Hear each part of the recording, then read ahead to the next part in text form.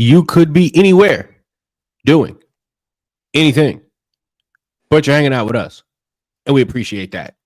So wherever you're listening and however you're listening, we appreciate you guys for listening. With that being said, ladies and gentlemen, welcome to another exciting episode of the Game Plan Podcast. Alex Goodwin is my name. You can follow me on Twitter at Alex Goodwin TSM. Again, that's on the artist formerly known as Twitter at Alex Goodwin TSM. That's T as in tacos, S as in sangria, M as in margaritas. Kennedy Miller. What's going on, fellas? How y'all doing? Man, doing pretty good. Ken, where can the folks find you on Twitter, my dog? You can find me on Twitter at _Kennedy Miller _. Again, that's _Kennedy Miller _. All right. Once again, Sinlaw Preps, friend of the show, Lamar Gafford. Dog, how you doing tonight, man? Man, I'm pretty good. Look, LSU may not win the College World Series, may or may not win the College World Series, but I do know one thing that we will win: the Rocco's Jello Shot Challenge. Do not threaten us with a good time. Hey, see, we already started off the show talking about extracurricular activities, right? Last time we spent a whole lot of time talking about some other things in hookah. Yes, and we did. Starting off talking about like things college students do on a Friday night. That's one heck of a way to start off the show. But I do want to thank everybody for hanging out with us that is in the chat right now. Chat's starting to fill up. Don't forget, leave your questions and your comments in the live chat room. You never know, we might just read it out here on the show. And I said T as in tacos. I should have said T as in take the game over, because that's what Jalen Williams did tonight. 40 points to lead the Thunder to a 120-109 victory and put them one win away from a championship. So, Lamar, again, we'll start off with you. The hookah didn't hit as you thought it would tonight. So, Lamar, how you feeling? Again, let's just start there. We know it's hookah. We know it's not that strong, right? But I'm pretty sure you expected more tonight from the Pacers, right? I did, and I got to give them props for coming back, trying to come back in the fourth quarter. But just OKC was a little bit too strong, and of course, them being at home, they were supercharged up on that one. I'll talk about it from the OKC perspective at this point. Jalen Williams was cooking. He was definitely cooking tonight, like you said, with 40 points tonight. And, he pretty much had the game of his life. And he really, I think, solidified himself as probably that number 2 guy for the Thunder, because he has just been so far doing almost everything that you can ask for in this series alone. And just doing, pretty much the little things, being a good number 2 to Shea. And just like you said, in this series, in this game right along where they needed him the most, he definitely had to have it in that one there. Now, I think also taking a look at it from the Pacers side here, Halliburton did not have the best game of his of what he could have had here. 4 points, but 0 for 6 from pretty much from the field. It was just a rough night for him there. And, you got to give credit to the other guys for stepping up. Miles Turner had a better game. Siakam had a decent game. TJ McConnell also had a pretty good game. But in a night like that where your superstar, the guy that you expect to really step up and to have something, it was just a rough night for him. And so got to go back to Indiana now. But they're not out of this quite yet.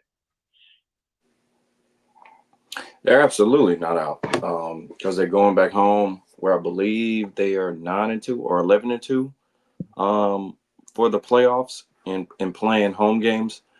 I mean, kind of like you said, Lamar, it's one of those things where, I don't agree with everything Stephen A. Smith says, but there is a little bit of credence to, I don't know if Tyrese Halliburton is a superstar, but he's a really good player. Nights like this make me question if he's a superstar. And I know he was dealing with the calf injury. He was clearly kind of hobbled with that. but in an NBA Finals game to go 0 for 6, like 0 for 7. to have 0 field goals in an NBA Finals game as the leader of that team, it absolutely cannot happen. In an 11-point loss where, you know, that's 3 or 4 possessions, it could very well have swung a different way. Got to give you credit to Oklahoma City. Their two best players score 71 points. If you say that before the beginning of the game, hey, Jalen Williams and SGA are going to give you 71 points combined. You really like your chances, especially at home. I've enjoyed, for the most part, the way that these games have been played as far as the physicality. You know, a lot of people kind of complain about some of the calls that Shea gets as compared to others. But I do think that the level of physicality for all of these playoffs has been raised. And I think that it's generated a good product. And it's made people have to, like, you really got to score. You're not going to get bailed out with these fouls all the time. And so you look at a guy like Jalen Williams and Alex, Lamar, like when we were growing up, the best players in the NBA had a certain skill set. They were super athletic or super strong or all this. Like this guy don't really have he ain't super athletic. He ain't the best shooter. But he's a really good basketball player. And he's finding ways to be productive. Kind of the same thing with Shea. He's a really good basketball player. Not going to jump out the gym. He's not Steph Curry. He's not going to shoot from 40, but he's finding ways to be effective and to be one of the most impactful players on the floor. And so you got to give them guys credit. And they've had the best record in the league for most of the year, them in Cleveland. And they've got a chance to close it. The next game. So we'll see. I think for me, the biggest thing, first starting with the whole question about Tyrese Halliburton, is he or is he not a superstar? It reminds me of that bit from Cat Williams' Pimp Chronicles 1, where they were talking about, nah, man, I got the Chrysler 300 because it looked like a Phantom. It looked like a Phantom, right? Yeah, and it does look like a Phantom until a Phantom pull up, right? Tyrese Halliburton is that Chrysler 300, right? And here's how you know Tyrese Halliburton isn't a superstar. Tyrese Halliburton had 4 points tonight? If he was real deal a superstar, let LeBron James come out in an NBA Finals game and have 4 points. Y'all remember 2011 when he couldn't post up JJ Barea in the biggest moment of his life? Social media went nuts.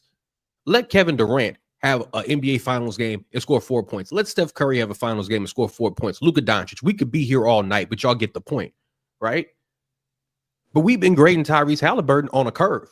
You know what I'm talking about? And is he hurt? Does he seem banged up? Absolutely, right? But he's only had, if we're being honest, one good game in this series, right? He had a big moment at the end of game 1, but he didn't have a good or a great game, right? Game 3, he was great, right? But nowhere in an NBA Finals game can your best player, the straw that stirs the drink, only take 6 shots. Like, that is not something that reasonably can happen and you expect your team to succeed, right? Like, Obi Toppin shouldn't have more shots than you in the biggest game of the year, right? TJ McConnell shouldn't take more shots than you in the biggest game of the year, right? Is Tyrese Halliburton one of those Jason Kidd-esque type of point guards? Yeah, sure, right? But at a certain point, you have to be aggressive, right? Because if he's not good, they're not going to win. And we constantly talk about, oh, if one guy's not on, there's going to be some other guy that steps up. Sure, right? But it would behoove you if that guy was going, if that guy was playing well, right? So that's one. And secondly, right, we've watched the Pacers all playoffs long go have these amazing comebacks, right? And you know what it kind of reminds me of, fellas? What? Me. And here's what I mean by that, right? When I was a child, my parents tell the stories of every birthday, Christmas, Thanksgiving, Memorial Day, 4th of July. I got my ass whooped. Every single one. Why? because I got to see all my family. I was so excited to see everybody. I was bouncing off the walls, right? Way too excited, doing way too much. My dad said, he said, took me in the back room, put the belt to me, walked back out. I was fine, right? You got yourself, he said, you got yourself together after that, right? For the Pacers, it seems like they don't know how to get themselves together. They don't play their best until they're down 15, 16, 17, 20 points, right? And by the time that happens, sure, there are situations they can work themselves back into the game. But ultimately, it seems like they're having to work so hard and expend so much energy to get back into the game. When they're finally back into the game tonight, they cut it to 2. And as soon as they cut it to 2, they let go of the rope. Because I think they expended so much just to get it to 2. And once they got it there, that was all they had. The tank was empty. You know what I'm saying, Lamar? And exactly. Like you said, I mean, they don't make it easy. They really don't make it easy for them. Even if they're up, when we saw that game 3 against the Knicks, when they were up by 20, and we're thinking, man, this thing might be a sweep. And then seeing the Knicks come all the way back to winning that one, or even when they're down by, like they've done all in the playoffs, down by however many, and come back from in some insurmountable lead there. Like you said, they don't make it easy or anything like that. And that's the one thing that could be the knock for them.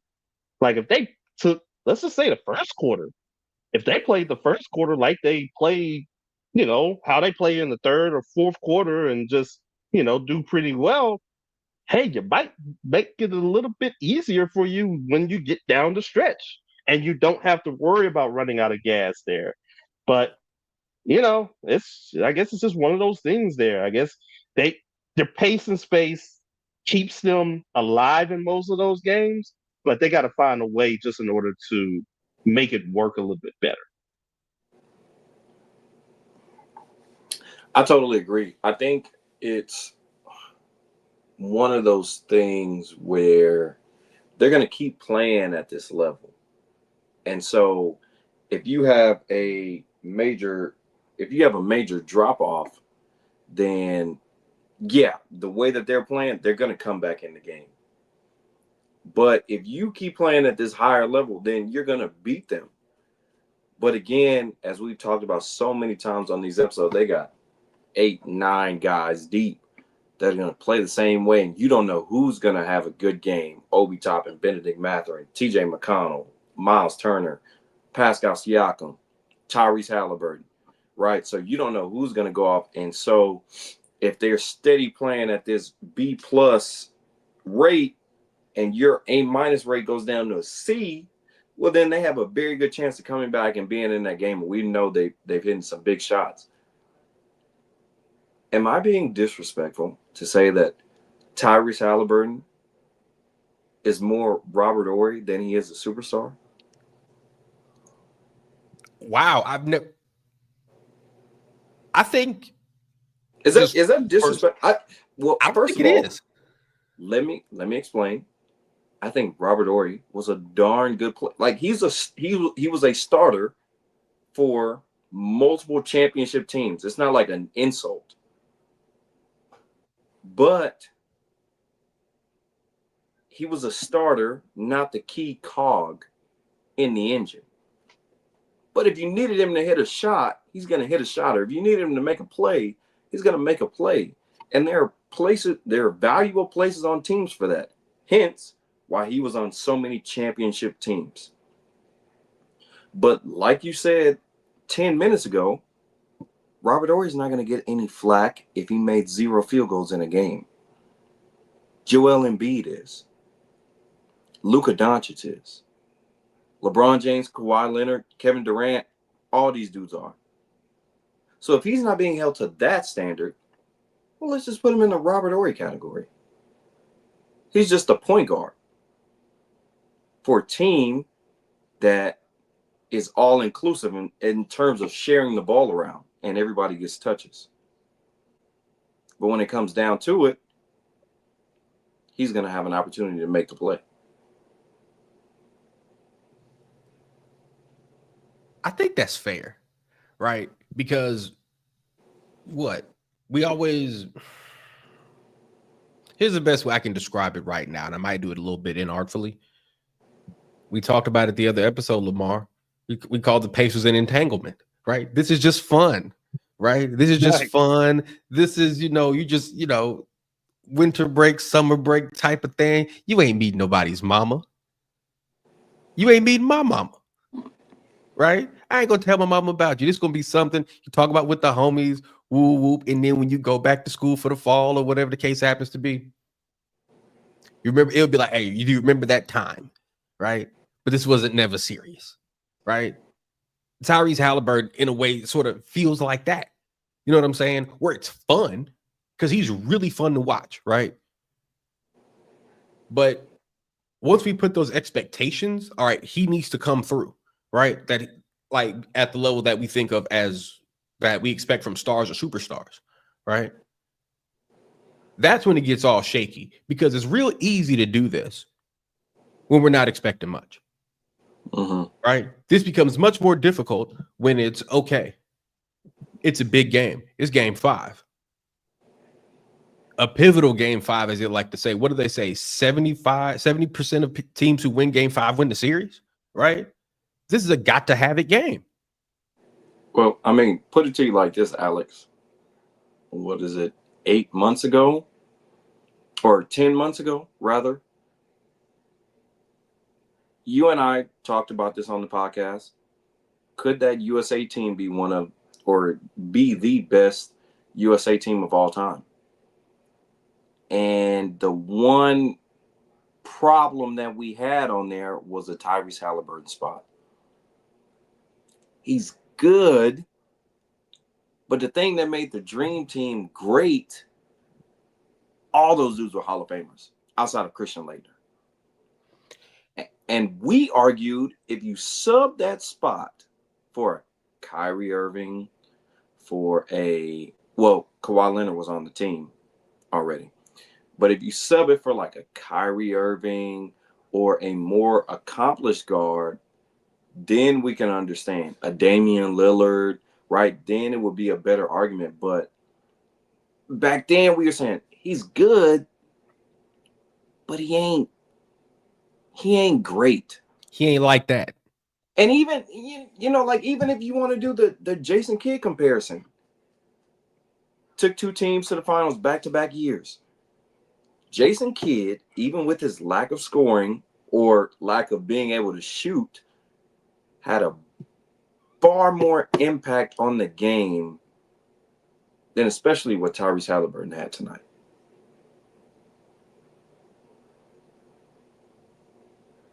And what this is making me think more about, and Lamar, I'm swinging to you, is if the Pacers lose this series, and at this point, I think they will, right? Them blowing game 4 down the stretch is what did it, right? Like, because for me, watching the end of game 4 and as game 4 ended, I felt like I had the exact same feeling I had when San Antonio lost game 6, 2013 to Miami, right? This was your chance. For San Antonio, of course, that was a game 6 and not a game 4, right? But it's the same sort of idea. This is your shot to really, for San Antonio that night, win the title right then, right there, right? For Indiana, this is your chance to put this series in a chokehold, right? You just got to win one, right? They got to be perfect the rest of the way, right? But instead, they blew it down the stretch, right? So for me, they're going to look back if Indiana loses this series. And like I said, I think that they will. They're going to look back at game number 4 and how poorly they played down the stretch and really ask themselves, really come to a conclusion if they lose this series, we probably cost ourselves a championship. You know what I'm saying, Lamar? Yeah, exactly. And I think I agree with you on that one there too, because everything was going well for you in game 4. Like you're thinking at that point, probably everybody in that building of how they started off for those first 3.5 quarters, everybody in that building was probably getting ready just to go to Fanatics and buy themselves the new Indiana Pacers 2025 NBA championship shirts. So I was sure about to do that. And it just happened. It just happened, unfortunately, like that, where, one, Shea just showed everybody he was that dude, and that's one thing. But you still had a chance of possibly even winning, and I feel like that they will be kicking themselves regardless of what happens here. Like I said, you got a chance to rewrite everything in Game 6, obviously, and I feel like that they're going to go out there, give their best effort there. But now you're going to put yourself in a game. But now you're putting yourself in a Game 7 here because you've lost this Game 5, where you already know OKC was already. If you think that was loud in this game here, let it go to a Game 7. And I usually always say that, you know, road teams don't have a great chance in Game 7s. Well, unless you're the 2016 Cavaliers that did that. But Talk about. oftentimes, road teams, I mean, you're Oh, now always you going to want him lose to to talk home about it team. again. Go ahead, Lamar. But yeah, that's just it. I mean, usually you're going to favor pretty much the home team in that game because it's a winner take all game. The season is on the line at this point, and their fans are going to be out there cheering them on. You're gonna that team is going to be a little bit more juiced up, and of course, you're as the road team, you know that you're going to have to play basically perfect ball, even maybe even more, just in order to do that. So it's going to be interesting. It's going to be very interesting to see. I'm very interested. Initially, like I said, I did pick OKC in 5, but after the way that these things unfolded, I feel like it's going to go 7 games, and I do feel like OKC is going to win in 7. All the things that Lamar just articulated so perfectly, they had a chance to really put their foot on the neck of OKC, and they blew it. And now OKC has all the momentum. And yeah, they're going to want to close it out in Indiana. But if Indiana does win it in Indiana, which they probably should, you get a last game of the season on your home floor. And that's all you want, right? You want an opportunity to close out a team on your home floor, in your home gym. And so I think they're going to do that. And so, I mean, I'm glad that this series has been good, though. We talked about it the last time. This is the first time in 3 years that it was tied up at 2-2. I was tired of having so many 3-1 series and it just kind of like being this fake, like, do you think they're going to come back? And we know that they're not going to come back. And so, today, we didn't really know who was. People picked OKC, people picked Indiana. Both these teams had not lost back-to-back games. So it was just a genuine, like, let's just watch some real basketball and let's figure out who's going to win this series. Absolutely, absolutely. And let's time to, a little bit early in the show, but we can go to fan questions, fan comments in the chat. Help us out a little bit. Oh, we got one. They sent T-Rex Bane to Orlando. Oh man. Can I just say, I don't know how much better Desmond Bane makes the Orlando Magic on one hand, right? But if I'm Memphis, my big thing is, so are you about to blow the whole thing up? Right? Because getting back Cole Anthony and KCP, how much better does that make you in the West? Right? Like are these at best might be negligible improvements, right? What does that say about what you think about where this franchise is going with Ja Morant? Right? Yep. Because they're past the point where they're young and they're fun and you're just happy to be here. That's over. That lasts for a year. They're not fun anymore. The fun is over, right? Once he decided to be Ja Wick, NBA gun boy. once he decided to do all that and clearly just whatever you think about Ja and the whole gun thing or whatever, they picking on Ja, people go with all that. I'm like, look, man, Ja Morant clearly has never had someone like tell him, am I everybody else's mama? Right? Like, no, I'm your mama. I ain't worried about nobody else. We're talking about you right now, right? He clearly doesn't take this seriously, right? And all of the distractions with the guns and the Instagram and NBA Gun Boy has distracted from the fact they hadn't made it past the second round, right? So on one hand, they're at the point in Jai's close to second extension time because he was drafted in 2018 with Luka in he was drafted with Zion in 18. Zion was 19, 19. wasn't he? He was drafted. Yeah, it was 19 next to Zion. Zion was 19.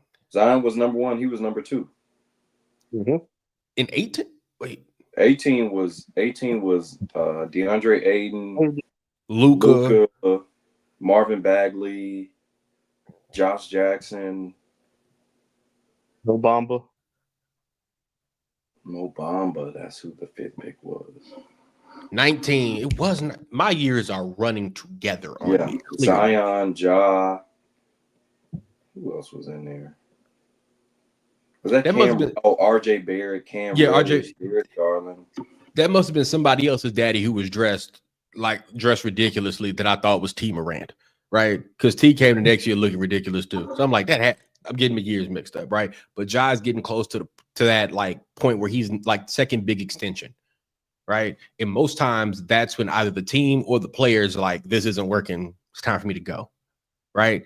And is Memphis heading towards that point with Ja Morant, right? On one hand, right? Because if they are heading toward that point with Ja Morant of being like, yeah, it's time to move you up out of here, getting 4 1s from the Orlando Magic is enough to get you started. Because my God, getting 4 1s for Desmond Bane is insane. Absolutely insane. Like that used to be the kind of haul you would get for a Paul George, for a James Harden, for that type of player, right? But the price of the brick has, like, when did we start paying Duce prices for Jim Beam? You know what I'm talking about? Like, when did we start paying Duce prices for Jim Beam? Because 4 first-round picks for Desmond Bane is absolutely insane. But Mikal Bridges last year went for 5 first-round picks in a swap. Rudy Gobert 2 years ago went for like 6 or 7 first-round picks or something similar. So this has been happening for a while. And there's one team that I'm really looking at, like, y'all really need to make a move now, because if you can get 4 1s for Desmond Bane, you can get a whole lot more for this dude. It's the Suns and Devin Booker. If you can get 4 1s for Desmond Bane, if you can get 5 1s for Mikal Bridges, and neither of them dudes have made an all-star team, what can you get for Devin Booker? You know what I'm saying, Ken? I mean, absolutely. Number one, I think I like the trade for Orlando. They get a 25, 26-year-old who is borderline 50, 40, 90, scoring almost close to 20 points a game as the second or third option with Ja and Jaren Jackson in Memphis, going to Orlando with Paolo and Franz Wagner, who, if you look at their core, he's 26, they're 22, 23, 24, around that age. And they've got them locked up for like 3 years. So they got a good piece, and they needed a they needed perimeter shooting around those 2 front court players. Also, looking at the trajectory of the East, Jason Tatum is going to be out all of next year. We have no clue what Philadelphia is going to be. We have no clue if Milwaukee's going to keep Giannis, right? We don't know if Indiana's going to be the same next year. It's been a new team in the finals for 6 or 7 straight years coming out of the Eastern Conference. So Orlando was saying, well, with all this uncertainty in the East, let's cash our chips in now. And all we got to give up is KCP and Cole Anthony. And yeah, okay, you look at it, the 4 first-round picks are a lot. They gave up Phoenix's pick, which could be a valuable pick because Phoenix obviously is terrible. But looking at the rest of it, okay, you bring this guy in that's in his early 20s, around a core that's in their early 20s. Okay, you got to figure, especially in the Eastern Conference, they're going to make the playoffs 3-4 years, barring any major injury. So most of those picks are going to be lottery pick. Are not going to be lottery picks. Also, they probably had to add probably an extra pick or two for Memphis to take that KCP contract, because they you can make it. They probably overpaid for KCP and he underachieved for them.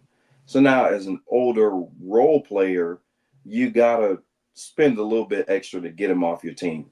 But if I'm spending a little bit extra and I'm getting a player that fits our timeline perfectly, I'm okay with that.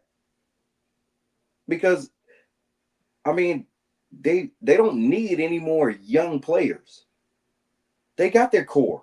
They got Paolo. They got Franz. They got Desmond Bain now. They got Wendell Carter. They got Jonathan Isaac.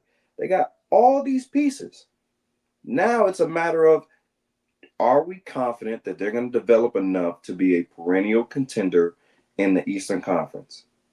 And if they can at least make an Eastern Conference final or two, then this trade will be a success. Yeah, I think that's going to be the case there too. And I think the reason why now all these picks are starting to go up, hey, man, we're in an inflation right now. These tariffs are high. So we have to start doing these things.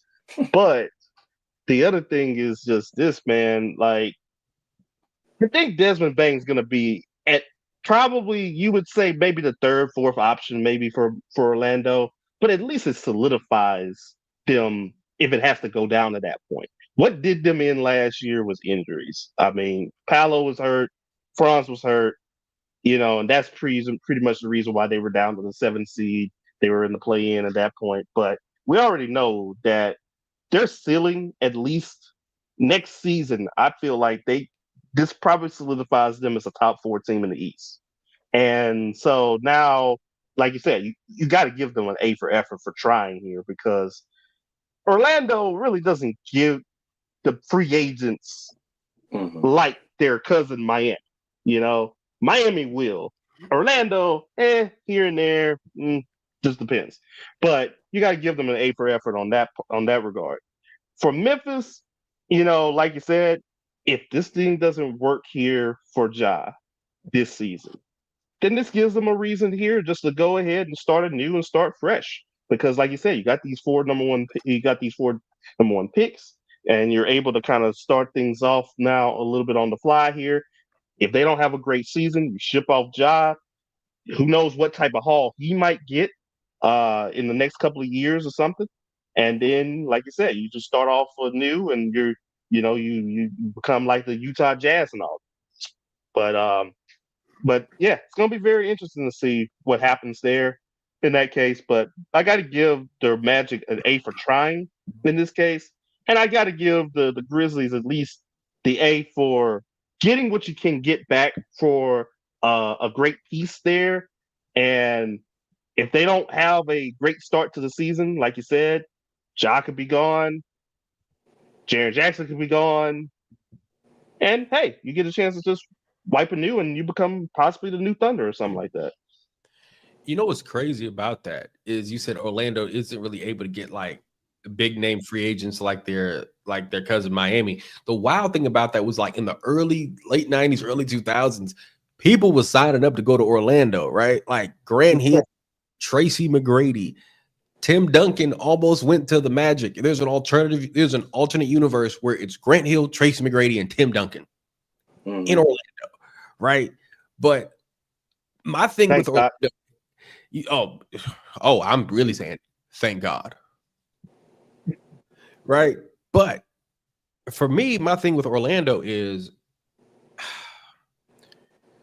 do you think Paolo or Franz Wagner is a superstar, right? Because we know Bain isn't, right? We think Desmond Bain is a good, can we call him a co-star, right?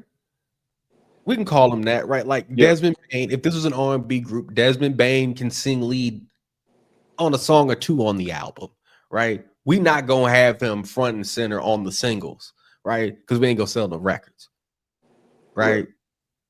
But on some of the, track 8, track 9, track 13, 14, he sing lead on that. That's perfect for him, right? Mm-hmm.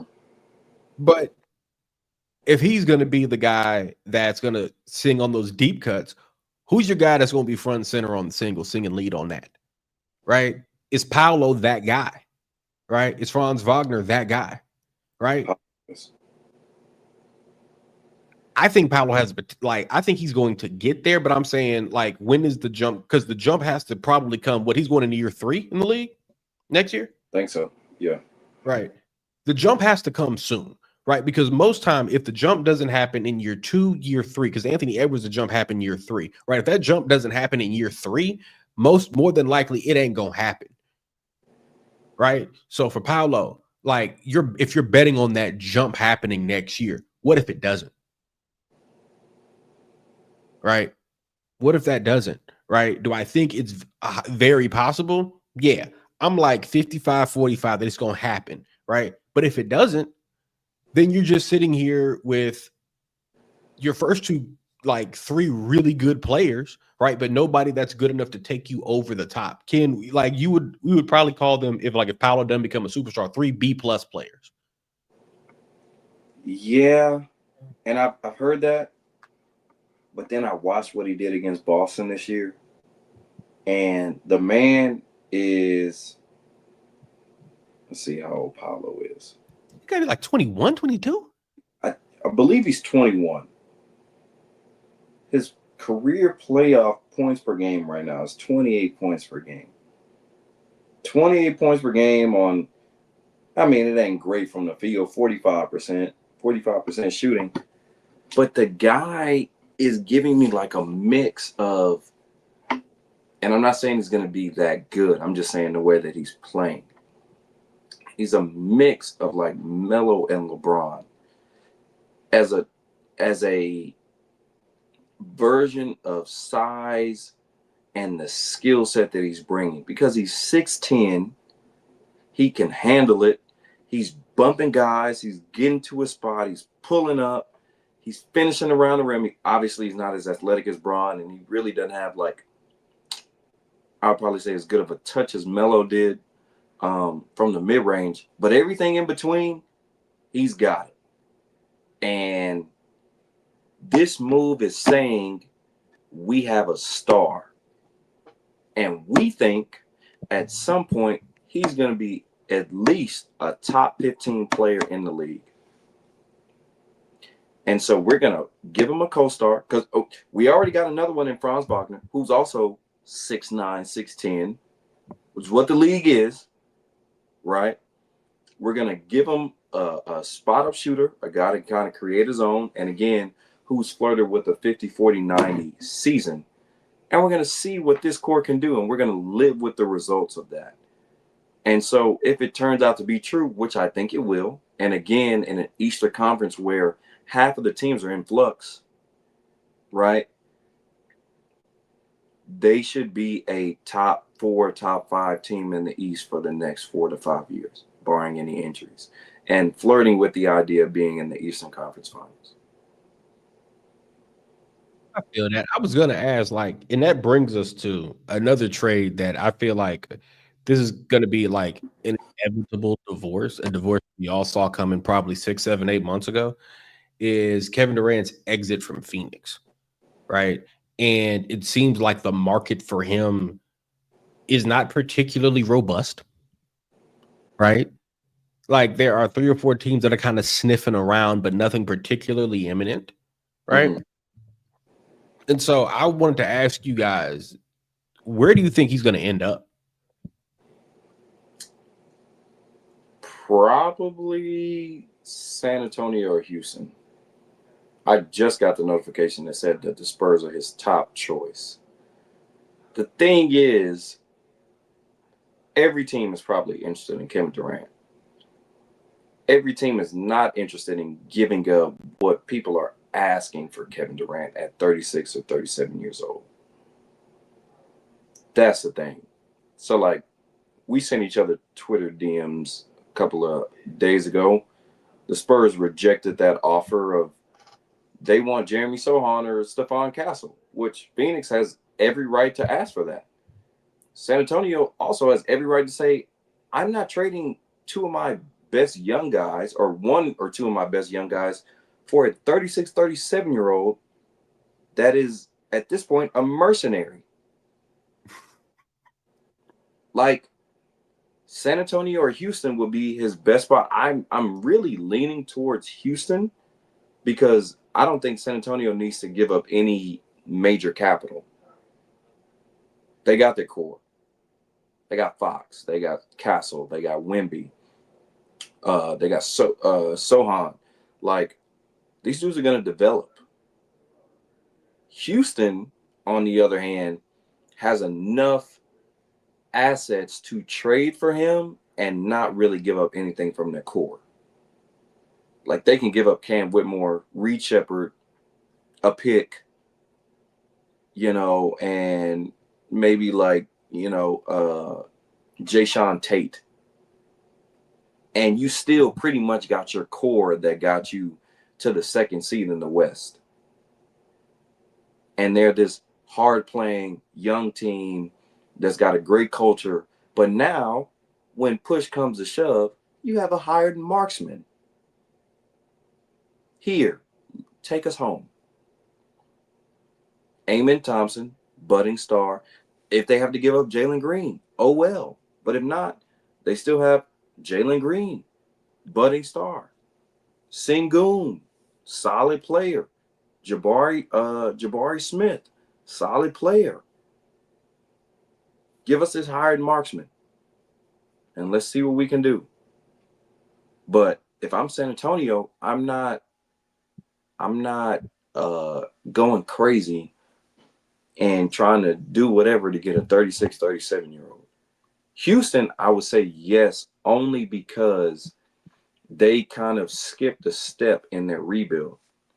They are rebuilding. They got young talent. The next step was they were supposed to make the playoffs and compete and lose.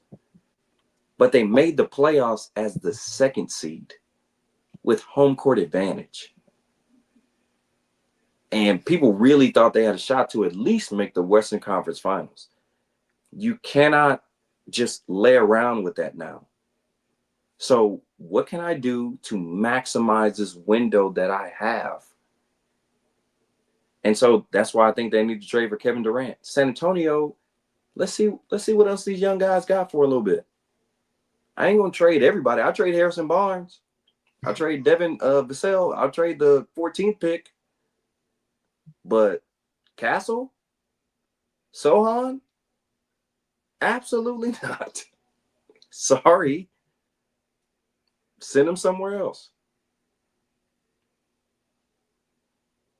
I feel like Houston's probably going to be the best shot in this case because, like you said, they got the young guys and the capital to do it here. And like you said, I feel like even if it has to take, let's say, Reed Shepherd, Jalen Green, and or Jabari Smith, a few picks here and there, that really doesn't disrupt anything that much in this case here. And I think that is basically a guy what, honestly, Houston also possibly needs. A veteran presence that can give the guys the right way, show the guys the right way, a good the ropes and everything, and that can also hit big shots whenever they need to do that. San Antonio, it would be nice to have there, but how much would it be disrupting everything of what you're trying to do there? I mean, it looks like Fox wanted to come out there and to play with Wemby, and so now, and you got also Castle, who's been pretty good too. And depending on what they do with Chris Paul, I think he's there. He's the old sage that's going to help them out. Another team that is also being rumored is the Miami Heat. But the question is, what do the Heat have in that case? Who can they give up? Because I don't think you're going to part ways with Tyler Hero, for example. And then just be like, all right, we got Kevin Durant, we got Bam, and we got a bunch of misfits, and we're gonna try to make our way here at this point there. I know that going Miami. Yeah, exactly. Hey, 5th, 6th seed in the playoffs there. But the East is wide open, right? No, it ain't that wide open. I'm being silly. I'm like, hey, but like Pat would be like, I mean, but I think Lamar, to your point, I'm sorry if I cut you off. Right. I'm swinging back to you. No, it's no good. What Miami would have to give up, what, Duncan Robinson, Andrew Wiggins, like that's not enough, like not nearly, not nearly enough. What's up, Ken? I've had this problem for years with Miami. And now they're in the predicament that I thought. What is this core going to give you without Kevin Durant? Okay, we trade for Kevin Durant. Say you don't have to give up anybody. Kevin Durant, Tyler Hero, and Bam. So scary in the East. You should have gave up Tyler Hero when his value was at its highest after the bubble. You should have included, because we remember it was a time we're not including Tyler Hero in any deals. Why not? Why not? We don't want to include him in a deal for Damian Lillard. We don't want to include him in a deal for so-and-so. We don't want to. What has Tyler Hero done for you?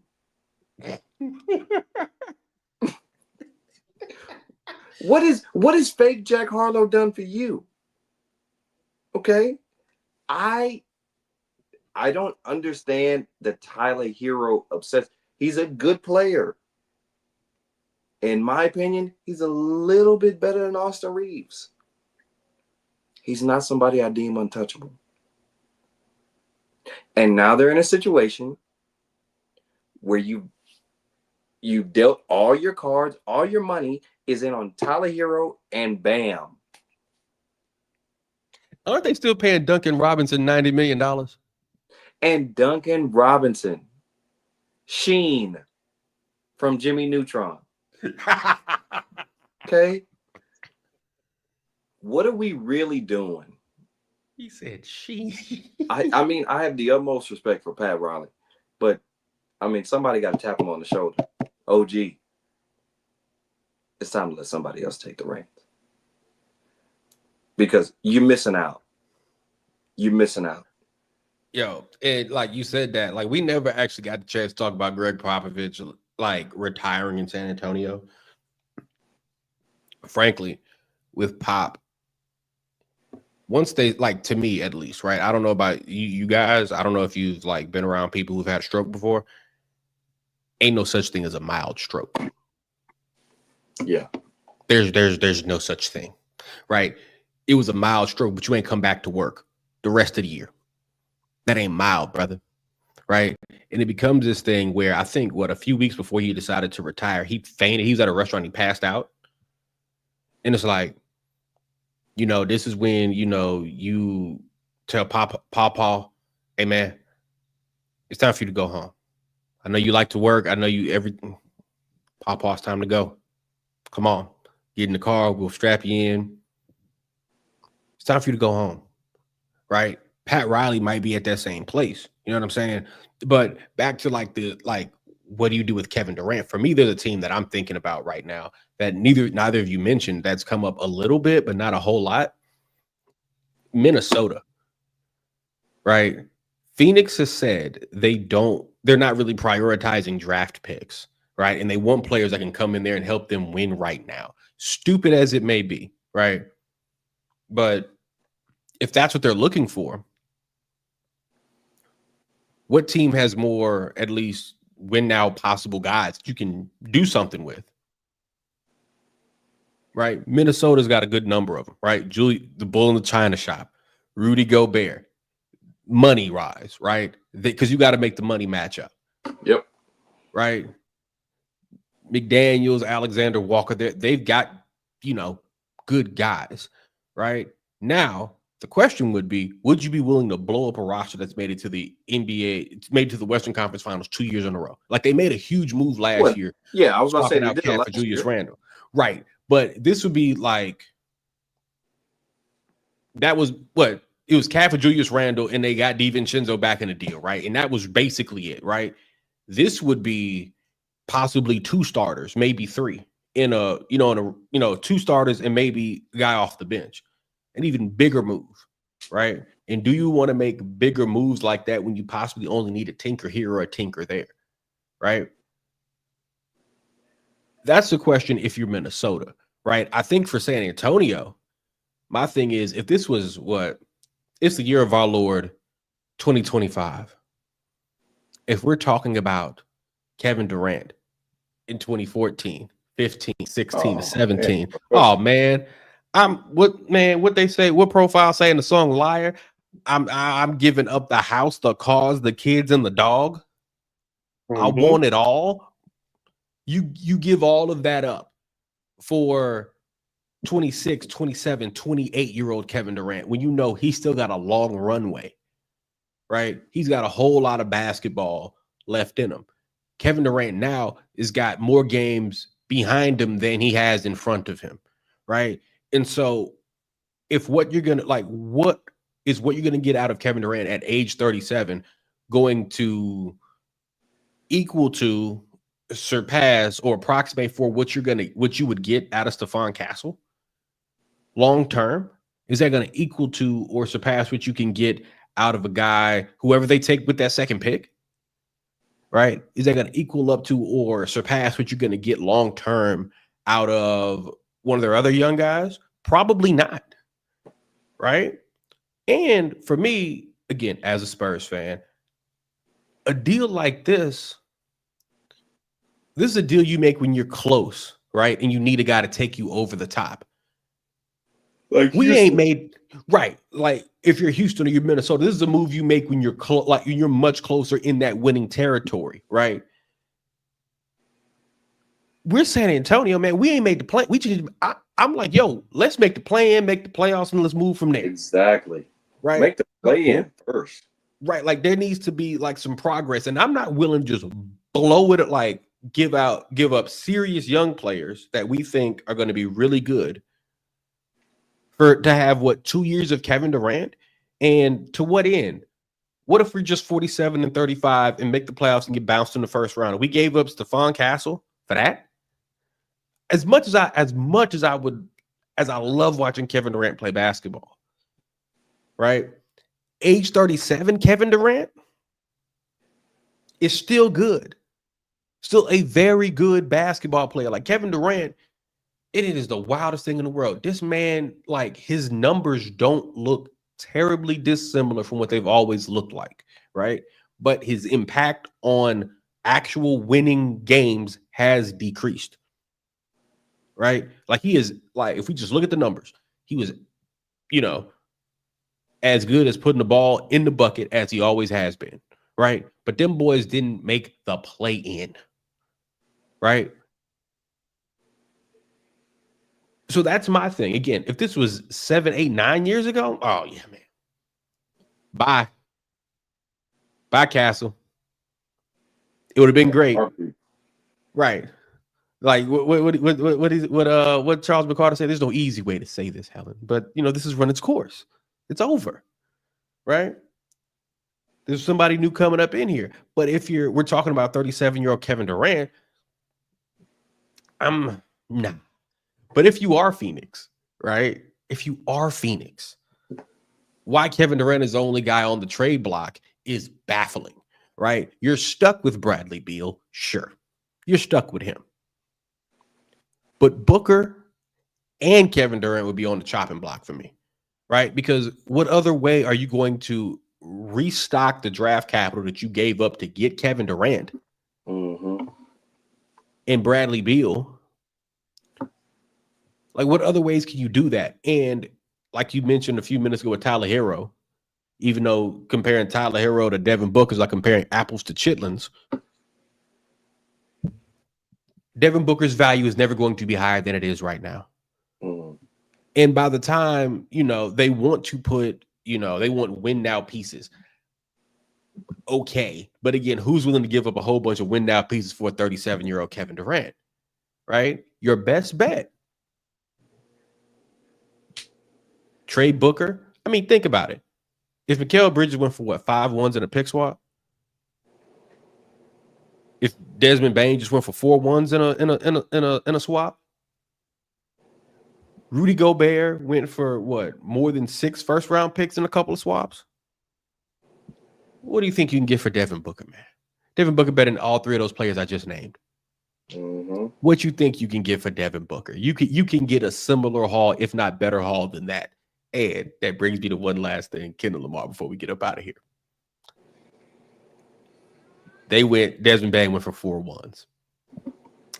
And all Nico Harrison got back for Luka Doncic, the best player in franchise history, was aging Anthony Davis. And Max Christie. Anthony Davis. You don't have to say aging. Is it? Am I lying? What is aging? When you say aging, what are we talking? Look, man. Why did you just pull a? When you say teenage, how old are we talking? I mean, he's 32. He's 33. He's right in the prime. He's at the tail end of his prime. And hurt pretty consistently. He can't control that.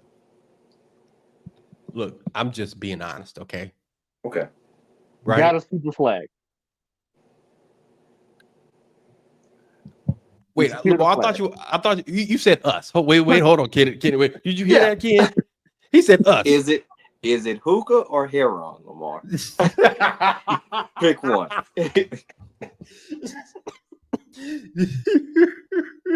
I don't know. I feel like Bobati when he tried to quit the narcotic that is the Falcons. Hey, no, he quit cold turkey. He said he wouldn't. He was like, but it was the dogs that did it for him. It was the quarterback fighting dogs. That's the last straw that did it for him. But then again, hey, the GM that traded away the star player could have also done it for me. You said could have, but you keep saying us. You keep saying us. Got us. Lamar, either you're in or you're out. Either you're gonna enjoy your life on Friday, Saturday, and Sunday. And smoke a little hookah, right? Or you could be in that dope house with bed sheets over the windows and not leaving for 4, 5, 6 days, right? Y'all might have to give me the number to John Lucas. I know he does a very good job with outreach, and I think he's still in the city, right? And here's John Lucas. Yes. Wait, did he? Yes, John Lucas is still in the city. Yes. Okay. Yeah. Okay. So y'all might need to give me his number. Maybe he could do his outreach for me, man. Give me better. Give me right. He said. Lamar said he wanted to be selling off his baby's school clothes for some extra rocks. Oh, man. And that is another episode of the Game Plan Podcast. Kennedy Miller, my guy. Yes, sir. Always a pleasure. Where can the good folks find you on the artist formerly known as Twitter? _Kennedy Miller _ Again, that's _Kennedy Miller _. All right, Lamar, let the folks know where they can find all of your work online, where they can find you social media, all that good stuff, dog. All right, once again, find me on Twitter at Lamar Gafford, all in one word, at Lamar Gafford on Twitter, at Primetime2832 on Instagram, and also SinLawPreps.com, talking about everything that's going on in Central Louisiana sports. I can't even talk. See, hey, mate, look, that's the dope, Ken. That's the dope right there. Got them all twisted up. Can't speak, right? Just sit over there just babbling. Look, Lamar might just fall asleep right as he talking to us. Just narcoleptic. Look, go out to walk. Look, walk over to Lamar. Lamar sitting over there in the corner. Hey, buddy, wake up. Party's over. Now, how long have I been here? So you've been here for like 4 days. Your phone been dead. Oh, man. You guys can follow me on Twitter at Alex Goodwin TSM. Again, that's on the artist formerly known as Twitter at Alex Goodwin TSM. That's TSM. as in tacos, S as in sangria, M as in margaritas. Follow the show on Instagram at _ the Game Plan Podcast. Again, follow us on Instagram at _ the Game Plan Podcast. Also, like, share, subscribe. Follow us on our official Game Plan Podcast YouTube channel where you guys watched this here very live stream. Again, follow us, like, share, subscribe on our official Game Plan Podcast YouTube channel. And don't forget, tell 10 friends to tell 10 more friends to tell 10 more friends about the Game Plan Podcast. Wherever you're listening, however you're listening, we appreciate you guys for listening. For Kennedy Miller and Lamar Gafford, my name is Alex Goodwin. This has been the Game Plan Podcast, and we will see you guys after Game 6. Y'all take it easy.